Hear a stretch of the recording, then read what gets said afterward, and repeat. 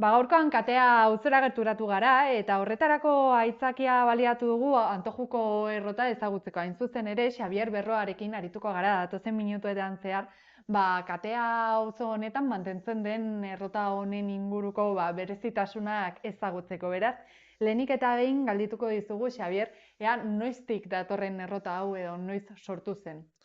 Oso ondo errota hau, Antojuko errota dugu, 1580 ingurutik martxan dagoena, Elatz eta Mendillaren magalean dagoena, eta gure errekau, Mokozorrotzerrekau, gurutzetik duen iturburutik hartzen duen errota dugu.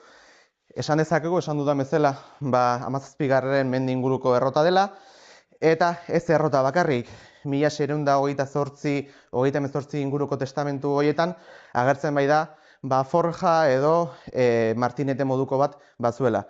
Orduan horrek ematen digu bide esateko infrastruktura hau sobredimentsionatuta edo egitura hau bi lanetarako egina zegoela.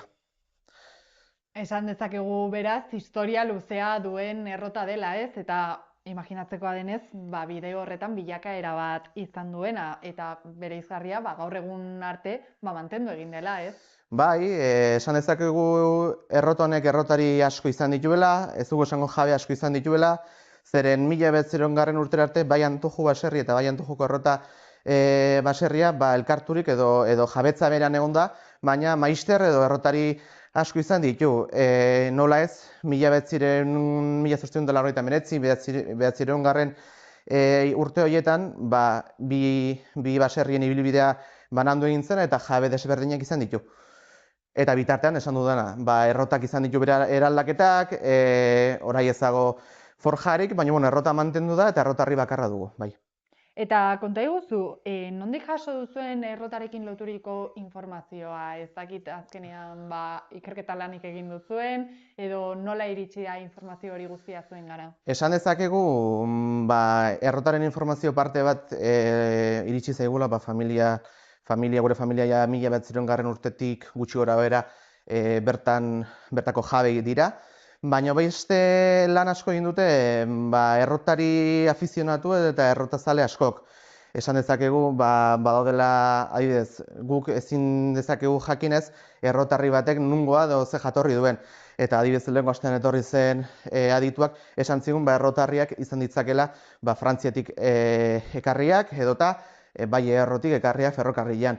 Hipotesi asko daude, eta badago jendea Gipuzkoako lurralde honetan asko dakiena, eta inkerketak egiten ari diena, eta nola ez, errota guztiak bisitatuz, denetatik informazioa jasotzen duena. Horixe da, interesgarria da batez ere iraganera begiratzeko, ez? Iraganeko bizimodua aztertzeko edo imaginatzeko nolakoa zen, eta hemen Irunen bertan ikusteko bai katea auzoaren eta Irungo historiaren erakusgarri dela, ez, azkenean. Bai, atzera pauso bat egitea izango litzateke, lehengo bizimodua ez, eta baina ez da egin zaharra ere, ez, nire birrationak bertatik egiten zuen bizi partea, eta esan dezakegu bizitza luze izan duen errota izan dela.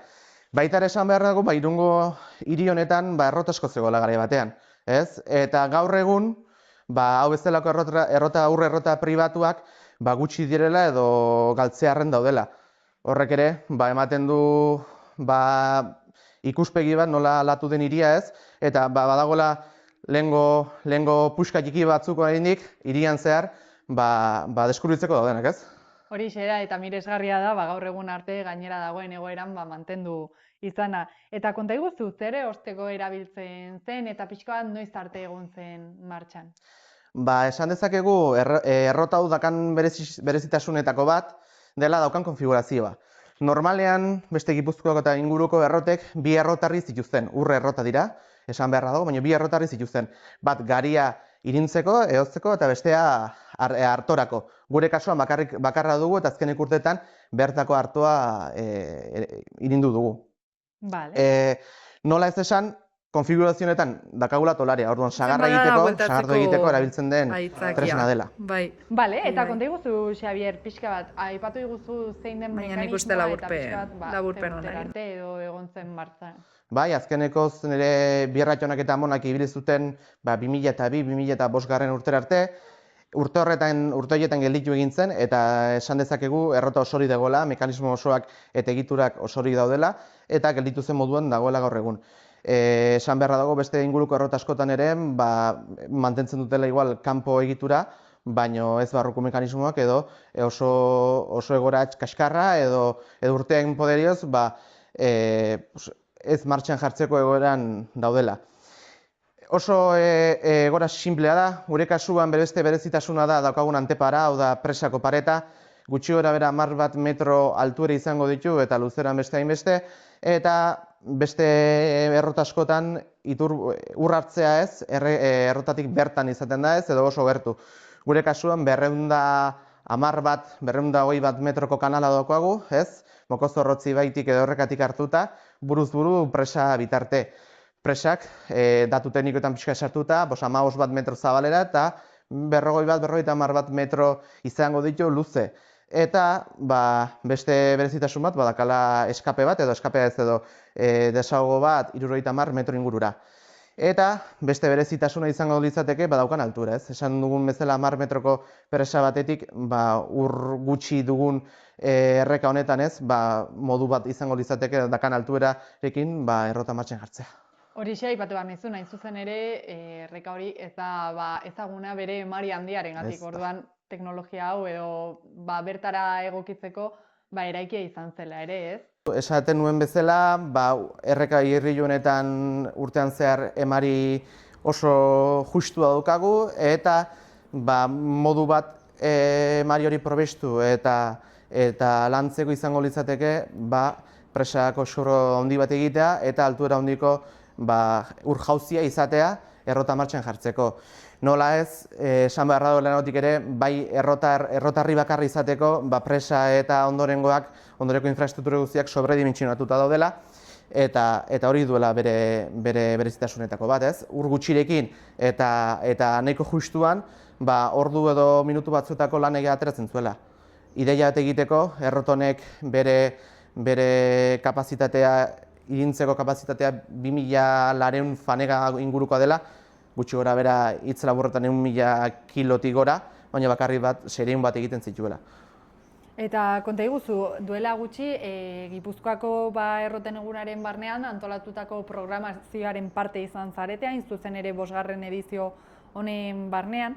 Konta iguzu, nola iritsi zitzaizuen bertan parte hartzeko aukera, edo nola sortu zen aukera? Bai, esan dezakegu, Oiartzungo Jurrita elkarteko Alexek izugarrizko lan egiten ari dela berak eta bere ingurukoek Gipuzkoako errotari edo errota mailan, eta haien eskutik eta baita Irungo Gordailuko bai Asier eta Xabierren eskutik elemiziko beraiek egiten hasi ziren B-bidasoako erroten katalogo bat edo gaur egun nola aurkitzen diren bertako errotak.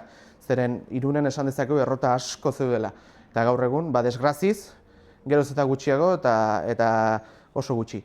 Orduan, esan dezakegu haien eskutik etorri zirela errota bisitatzera eta beraiekin hizketan aukera eman genuen aurten errotari biltzarra edo elkarketa bertan egingo zutela Gordailuan eta elkarlanean bisita egitatu egin ditugu pare bat. Bertako jendeak ere esaten zuten bezala bisitetan, no sabia, ez nekien, bertan hemen Irunen bazegoela horrelako txokorik. Horixe, imaginatzen dut zentzu horretan interesgarria izango dela, ez? Batez ere, bertako biztanleek aukera izan dezaten hemengo Irungo ondarea ezagutzeko, oraindik mantentzen dena, eta baita zuentzat ere, ez? Informazio gehiago biltzeko modu bat izango delako ere, ez? Bai, ezpairik gabe kriston frutuak eman ditu lehengo eguneko bilerarrez, zeren errotari asko gure kasuan daudenak, errota geldituri daukatenak eta martxan jartzeko ahalegin egiten ari denak, nola egin, ikertzaile asko ere, bai, Gipuzkoako errota ugari daude Gipuzkoan, eta haien eskutik ere, nola egin, zer den hau, edo katalogo bat egiteko ere aukera dena. Eta nola ez, Irungo hiri honetan hainbeste aldatu dena denbora gutxian, txoko bat izaten hemen, ia 500 urte edo 200 luze urte atzera egiteko aukera ematen dizuna, ez? Horixe da, azkenean pena litzateke Irunen horrelako altxor bat izatea eta ez ezagutzea. Ikusi dugu hain zuzen ere interesa piztu duela ez denbora asko ikusi genuen herri txiki saioan ere erakutsi zenutela, beraz, pixkanaka Antojuko errota ezagun bihurtzen ari dela esan dezakegu, ez? Ez da helburua telebistan agertzea, baino askotan naiz gutxirekin beste ateak irekitze izango litzateke, eta nola ez, bai egoera pribatu honetan ez, badaude beste errota publikoak hemen bebidasoa, baino pribatuak izen ematea ez, eta badaudela jakitea, zeren hauek mantentzea eta hauek egoki mantentzea eta bere zailtasunak baditu esateko ez. Eta nola ez, leno publikoa zen errota ez, lan publikoa egiten zuen errota pribatu hori, orai irindu beharrean, bere lan publiko hori ez, erakustea jendeari nola bizi ziren duela urte batzuk ez, hemen bertan. Bale, Xabier, eta konta iguzu, imaginatzen dut hau ere, batez ere belaunaldi berriei begira interesgarria izango dela, ez? Haiengana eramateko eta erakusteko, Irunen iragana nolakoa izan zen, eta oraindik ere, gaur egun horrelako adibideak hirian badauzkagula, ez? Bai, gutxi batzuk gelditzen gara oraindik horrelako egiturekin, eta bada leku bat eta toki bat, gazteek ikusteko ere nola bizi ziren duela ez urte asko, duela 1 urte hau martxan zegoen, eta duela 40 urte hau ere martxan zegoen. Eta teknologiak aurrera egin duen arren, nola lan egiten zuten, eta oraindik ere martxan jartzeko, martxan jarritare lan egingo lukela.